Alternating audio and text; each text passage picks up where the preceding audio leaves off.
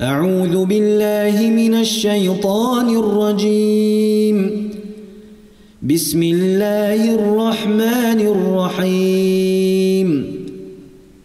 القارعة ما القارعة وما أدراك ما القارعة يوم يكون الناس كالفراش المبثوث وتكون الجبال كالعهن المنفوش فأما من ثقلت موازينه فهو في عيشة راضية وأما من خفت موازينه فأمه هاوية وما أدراك ما هي نار حامية.